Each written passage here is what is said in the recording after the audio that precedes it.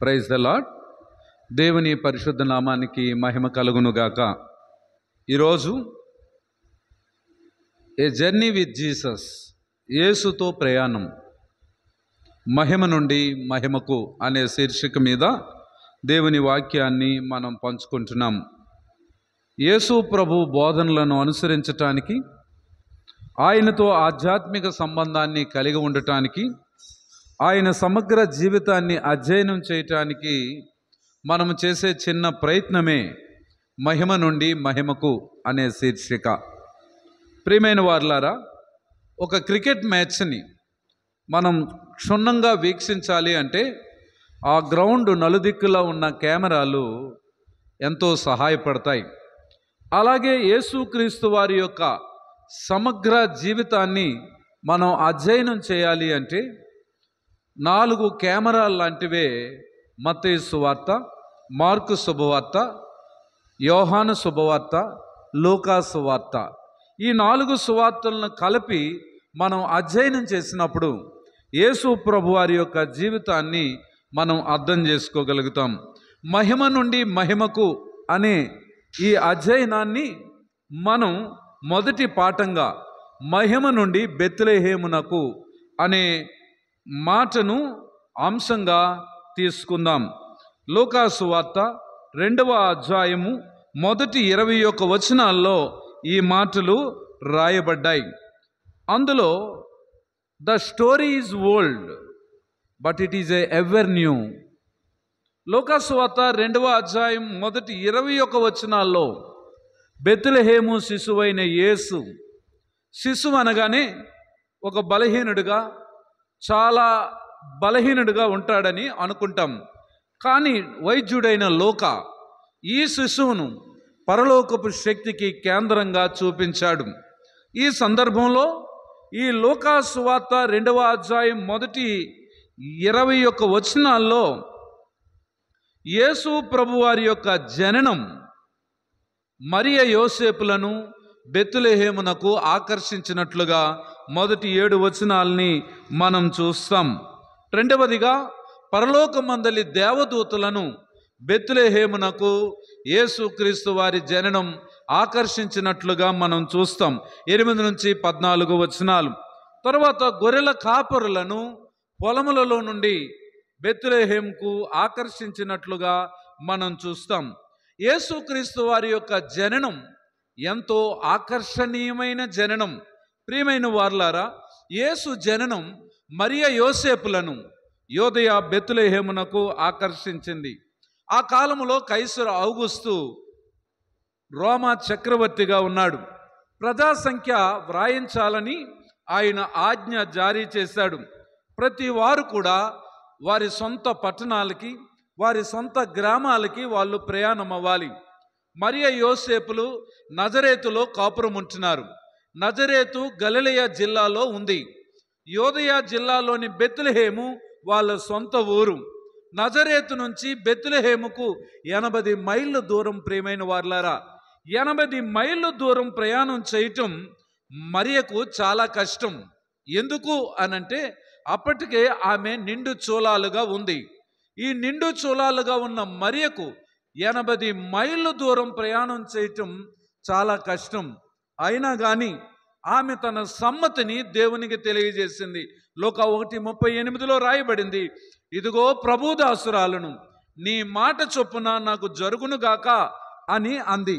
ప్రభు చిత్తాన్ని చేయటానికి మరియా కష్టాన్ని ఇష్టపడింది. ప్రియమైన వార్లారా, ఆమె జీవితం దైవిక ప్రవచనములో భాగమని మరియా గ్రహించింది. ప్రియమైన వార్లారా, ఈ మెస్సయ జననం గురించి, యేసు ప్రభు జననం గురించి దైవిక ప్రవచనం ఏం చెప్తుంది? దేవుని పరిశుద్ధ గ్రంథములో మనము ఆలోచన చేసినట్లయితే ఆదికాండం 3వ అధ్యాయం 15వ వచనం ప్రకారం రక్షకుడు స్త్రీ సంతానములో నుండి వస్తాడు అని రాయబడింది. ఆదికాండం 12:1-3 ప్రకారం, సంఖ్యాకాండం 14:17 ప్రకారం రక్షకుడు ఏ జూ నాట్ ఏ జెంటైల్, అతడు ఒక యూదునిగా వస్తాడు అని రాయబడింది. ఆదికాండం 49:10 ప్రకారంగా ఆయన యోధా గోత్రములో నుండి వస్తాడు అని రాయబడింది. 2 Samuel chapter 7 verse 16 and 17 ప్రకారంగా ఆయన దావీదు వంశములో నుండి వస్తాడు అని రాయబడింది. మీకా 5:2 ప్రకారంగా ఆయన యూదయ బెత్లెహేము నుండి రక్షకుడు రాబోతున్నాడు అని రాయబడింది. యెషయా 7:14 ప్రకారంగా ఇదిగో కన్యక గర్భవతి అయి కుమారుని కనును, అతనికి ఇమ్మానుయేలు అని పేరు పెడతారని రాయబడింది.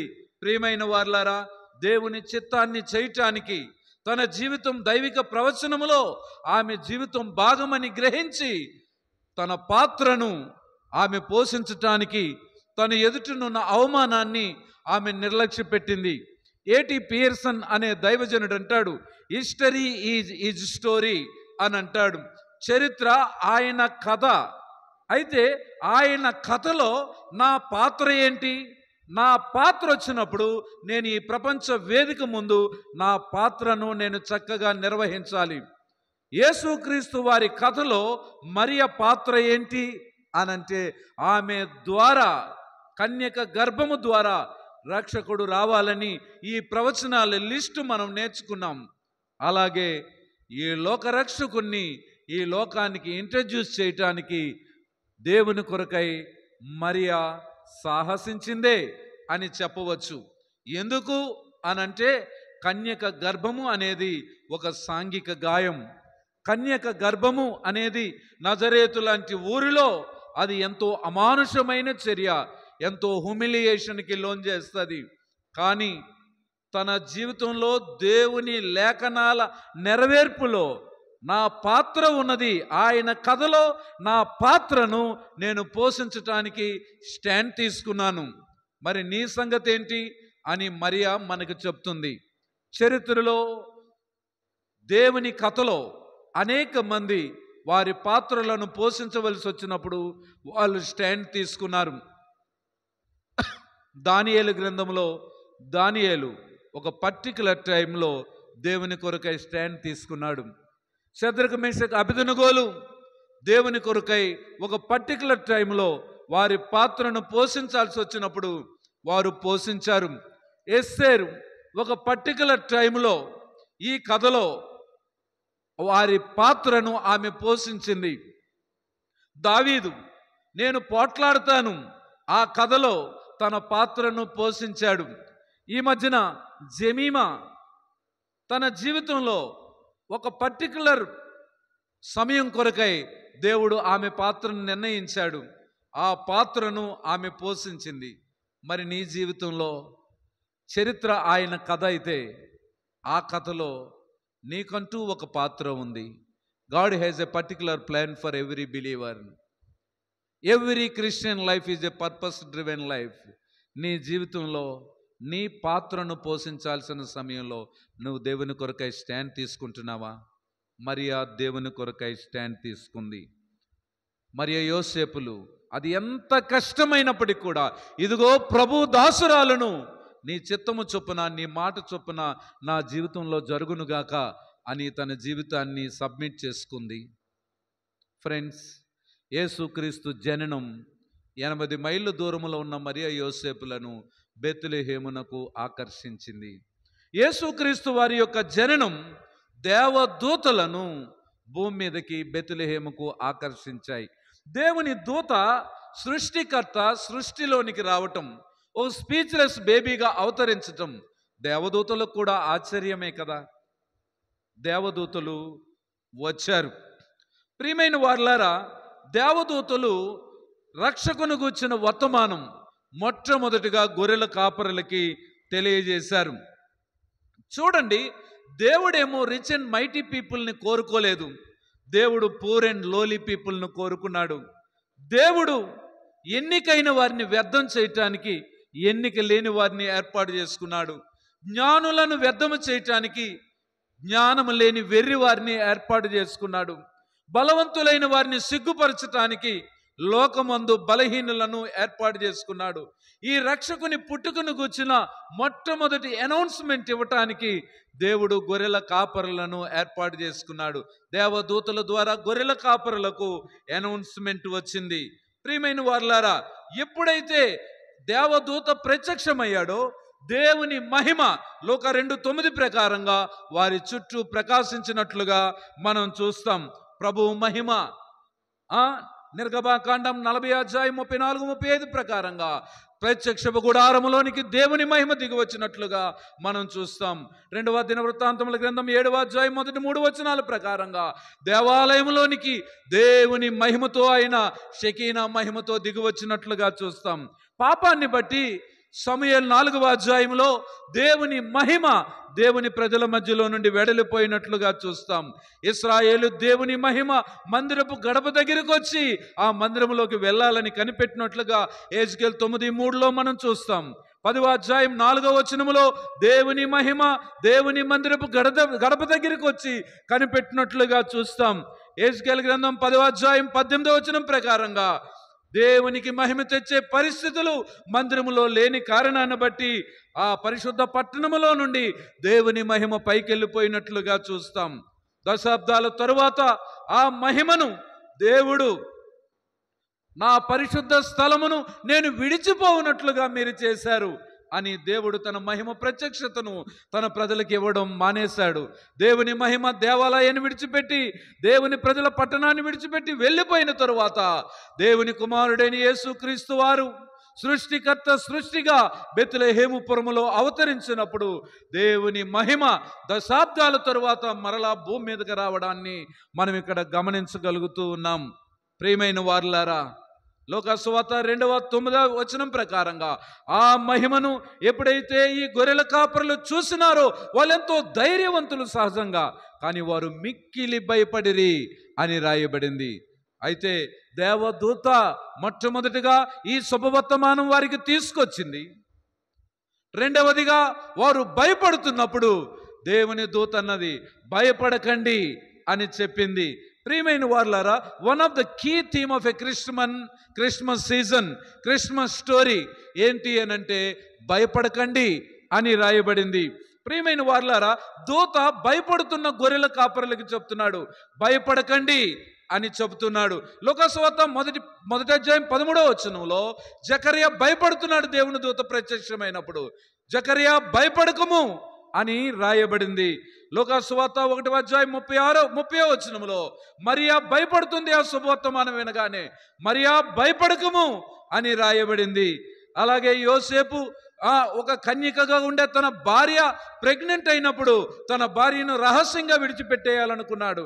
అలాంటి సమయంలో దేవుని దూత యోసేపు దగ్గరికి వచ్చి, యోసేపు నీ భార్య అయిన మరియను చేర్చుకొనుటకు నీవు భయపడొద్దు అని చెబుతున్నారు.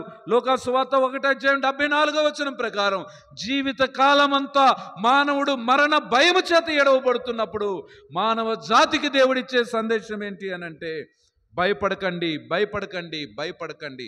ఎందుకు నేను భయపడకూడదు అనంటే దావీదు పట్టణమందు నేడు రక్షకుడు మీ కొరకు పుట్టి ఉన్నాడు. ఇదిగో ప్రజలందరికీ కలగబోవు శుభవర్తమానం. అంటే మీ కొరకు ఒక గుడ్ న్యూస్ నేను తీసుకొచ్చాను.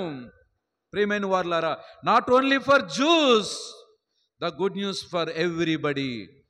యేసుక్రీస్తు అనే ఆయన కేవలం యూదుల కొరకు శుభవర్తమానం కాదు, ఈ ప్రపంచంలో ఉన్న ప్రతి మానవాళికి యేసుక్రీస్తే శుభవర్తమానం.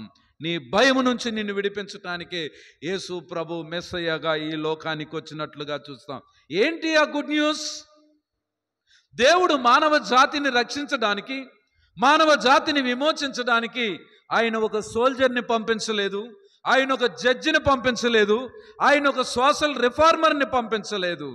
ఎవరిని పంపించాడంటే మనిషి కొరకు రక్షకుణ్ణి పంపించాడు.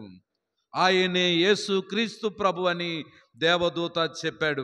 ఎప్పుడైతే అలా చెప్పాడో దేవదూత లొకేషన్ని షేర్ చేశాడో వెంటనే ప్రియమైన వారులారా, పరలోకం భూలోకాన్ని ముద్దాడి పరలోక సైన్య సమూహం భూమి మీదకి దిగివచ్చి ఆ దూతతో కూడా ఉండి సర్వోన్నతమైన స్థలములలో దేవునికి మహిమయు ఆయనకి ఇష్టలైన మనుషులకు భూమి మీద సమాధానము కలుగునుగాకని స్తోత్ర గీతం దేవదూతలు పాడారు. మరియ ఏం చెప్తుంది? ఈ బెత్లెహేము శిశువైన యేసుక్రీస్తుని గురించి అనంటే చరిత్ర ఆయన కథ అయితే ఆ కథలో నా పాత్రను పోషించాను, మీ సంగతి ఏంటి అని మరి అడుగుతుంది. మరి దేవదూతల సమూహం మనకి ఏంటి ఇచ్చేస్తా ఉన్నారు? చరిత్ర ఆయన కథ అయితే ఆయన కథలో మాకు కూడా పాలిభాగం ఉంది. మేము ఆయన వర్తమానం ప్రకటించాం, ఆయనను గూర్చి పాడాం, ఆయనే సర్వలోకానికి శుభవర్తమానమని చెప్పాం. మా పాత్రను మేము నిర్వహించాం. మరి మీ పాత్ర సంగతి ఏంటి?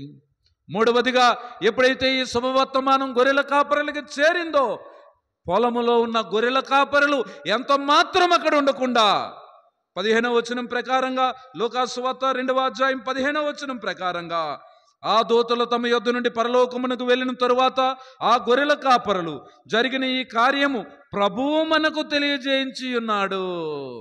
అంటే దేవుని వర్తమానముగా గ్రహించి వాళ్ళు ఒక డిసైడ్ అయ్యారు. దేని కొరకంటే యేసుక్రీస్తును వెళ్ళి చూడటానికి.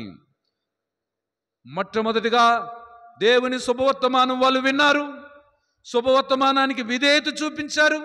2వ అధ్యాయం 17వ వచనం, లూకాసు వార్త 2వ అధ్యాయం 17వ వచనం, వారు చూచి ఆ శిశువును గూర్చి తమతో చెప్పబడిన మాటలు ప్రచురము చేసిరి. ప్రియమైన వారులారా, గొర్రెల కాపరులు ఈ శుభవర్తమానాన్ని, ఈ రక్షకుని గూర్చి అనేకులకు ప్రచురం చేశారు. ఎప్పుడైతే వాళ్ళు ప్రచురం చేస్తూ వచ్చారో, లూకాసు వార్త 2వ అధ్యాయం 18వ వచనం, గొర్రెల కాపరులు తమతో చెప్పిన సంగతులను గూర్చి విన్నవారందరూ మిక్కిలి ఆశ్చర్యపడిరి. విన్నవారంతా ఆశ్చర్యపడ్డారు. ఏంటి శుభవర్తమానం? మమ్మల్ని రక్షించడానికి దేవుడే భూమి మీదకి వచ్చాడని విన్నవాళ్ళు ఆశ్చర్యపడ్డారు. అయితే లూకాసు వార్త 2వ అధ్యాయం 19వ వచనం, అయితే మరియ ఈ మాటలన్నీ తన హృదయంలో తలపోసుకొనుచు, అంటే మరియా ఈ మాటలు వింటున్నప్పుడు తనకు ఒక కన్ఫర్మేషన్ వచ్చింది, ఒక ఎష్యూరెన్స్ వచ్చింది. దేవుని చరిత్రలో నేను కూడా భాగమే, ఎంత ధన్యత అనుకుంది. ప్రియమైన వారులారా, గొర్రెల కాపరులు విన్న వర్తమానాన్ని వాళ్ళు చూచారు, విధేయత చూపించారు, వాళ్ళు ప్రకటించారు. చివరిగా గొర్రెల కాపరులు ఏం చేశారు? లూకాసు వార్త 2వ అధ్యాయం 20వ వచనం, అంతటా గొర్రెల కాపరులు తమతో చెప్పబడినట్లుగా తాము విన్న వాటిని కన్న వాటిని గూర్చి దేవుని మహిమపరచుచు స్తోత్రము చేయుచు తిరిగి వెళ్ళిరి. బెత్లెహేము శిశువు యేసు, సృష్టికర్త, సృష్టిగా మారే చరిత్ర ఆయన కథ అయితే, ఆ కథలో మరియా తన పాత్రను పోషించింది. ఒక పర్టికులర్ టైంలో దేవుని కొరకు స్టాండ్ తీసుకుంది, అవమానాన్ని నిర్లక్ష్య పెట్టింది, లోక రక్షకుణ్ణి ఆమె ఈ లోకానికి పరిచయం చేసింది. దేవదూతలు చరిత్ర ఆయన కథ అయితే, ఆ కథలో వారి పాత్రను వారు పోషించారు. రక్షకుణ్ణి గొర్రెల కాపరులకు ఇంట్రడ్యూస్ చేశారు. భయపడొద్దు అని శుభవర్తమానం చెప్పారు. రక్షకుణ్ణి వారికి పరిచయం చేశారు. వారు స్తోత్ర గీతం పాడుకుంటూ వాళ్ళు మరలా వారి పని ముగించుకొని వెళ్ళిపోయినారు. గొర్రెల కాపరులు దేవుడు ఆ ప్రత్యక్షతనిస్తే వాళ్ళు వెంటనే వారి పొలాలను విడిచిపెట్టి, వారి మందలను విడిచిపెట్టి, వారి గొర్రెలను విడిచిపెట్టి ఆ రక్షకుణ్ణి చూచి మురిసిపోయి, ఆ రక్షకుణ్ణి దేవదూతల మాటకి విధేయత చూపించి, ప్రభువు మాట మాకు తెలియజేశాడు, ప్రభువు వర్తమానం ఇదని వారు గ్రహించి విధేయత చూపించారు. ఆ శుభవర్తమానాన్ని అనేకులకు ప్రచురం చేశారు. మూడవదిగా వాళ్ళు ఆరాధన చేసి దే గ్లోరిఫైయింగ్ అండ్ ప్రైజింగ్, వారు ప్రభువును స్తుతించుచూ వెళ్ళిపోయినారు. విన్నవారంతా ఆశ్చర్యపడ్డారు. బెత్లెహేముకు యేసు ప్రయాణములో మరియ పాత్ర మరియ పోషించింది. దేవదూతల పాత్ర దేవదూతలు పోషించారు. గొర్రెల కాపరుల పాత్ర గొర్రెల కాపరులు పోషించారు. చరిత్ర ఆయన కథ. ఆ కథలో నీకంటూ ఒక పాత్ర ఉంది. ఆ పాత్ర ఒక పర్టికులర్ టైంలో నువ్వు స్టాండ్ తీసుకొని ఆయన గణపరచాలి. అట్టి కృప దేవుడు బేషబ సంఘానికి అనేకులకు దయచేయునుగాక.